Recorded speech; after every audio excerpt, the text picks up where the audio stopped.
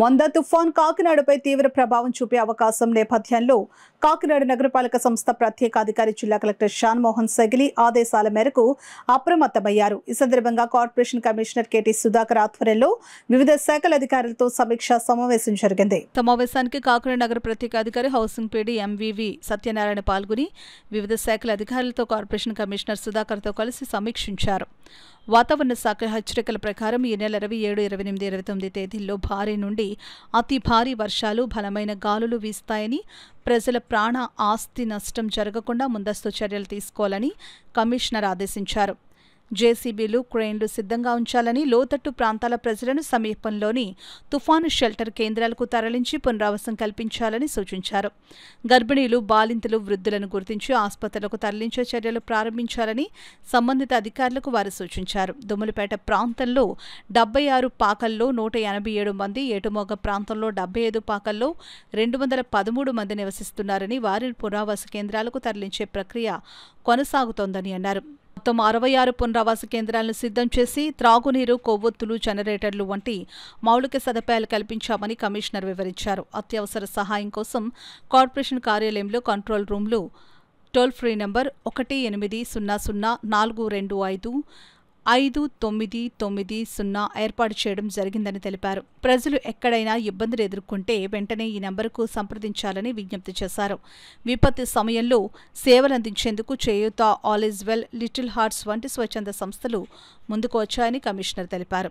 ఈ సమావేశంలో deputy commissioner K Srinivasarao, SEP Venkatrao, తహసీల్దార్ Jitendra, health officer doctor Prithvicharan, అగ్నిమాపక అధికారి సుబ్బరాజు, అటవీ శాఖ అధికారులు, వైద్య శాఖ అధికారులు, పశు సంవర్ధక శాఖ అధికారులు, ఐసీడీఎస్ అధికారులు, ట్రాఫిక్ సిఐ ఎన్ రమేష్, స్వచ్ఛంద సంస్థల ప్రతినిధులు ఎం రవికుమార్, కిషోర్, ఐశ్వర్యలు పాల్గొన్నారు.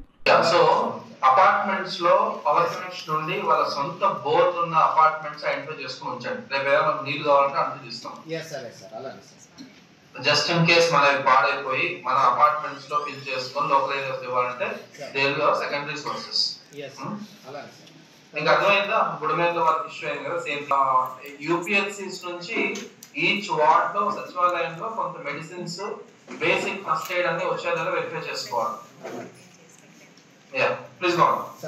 తర్వాత సార్ ఇప్పుడు మనకు ఇవి కాకుండా వైర్లెస్ సెట్స్ ఒక 50 రెంట్కి తీసుకుందాం అనుకుంటున్నాం సార్. మనకి ఎగ్జిస్టింగ్ కొన్ని ఉన్నాయి సార్ మన సెక్షన్ హెడ్స్ దగ్గర.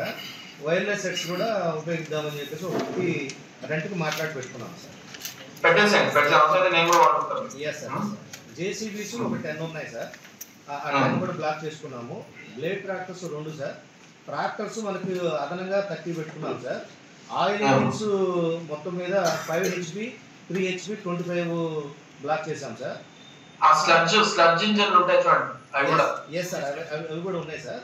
అంటే వాటిలో TMX 20 అని ఒక 2 బ్లాక్ చేశాం సార్. హైడ్రాస్ ఒక 2 చెప్పాం సార్. తర్వాత వచ్చేసరికి ఎక్స్కావేటర్స్ ఒక 2 సార్. ఇవి కాకుండా సార్ మనకు టార్చ్ లైట్స్ ఒక 100 ప్రొక్యూర్ చేసుకుంటున్నాం సార్. తర్వాత క్యాండిల్స్ ఒక 500 ప్యాక్స్ పెట్టుకుంటున్నాం సార్. అవి తర్వాత బిస్కెట్లు సప్లైకి, తర్వాత ఫుడ్ ప్యాకెట్ సప్లైకి వెంటనే స్టడీ చేసుకోవాలి. ఆల్రెడీ ఇప్పుడు మేము వాలంటరీ ఆర్గనైజేషన్స్ పిలుచుకున్నాం సార్. తర్వాత NGOs కూడా ఉన్నారు సార్ ఇక్కడ మనతోటి. ఆల్ డిపార్ట్మెంట్స్ కూడా ఇక్కడ మీటింగ్ పెట్టుకున్నాం సార్. వాళ్ళు కూడా సప్లై చేయడానికి కొంతమంది ముందుకు వచ్చారు సార్.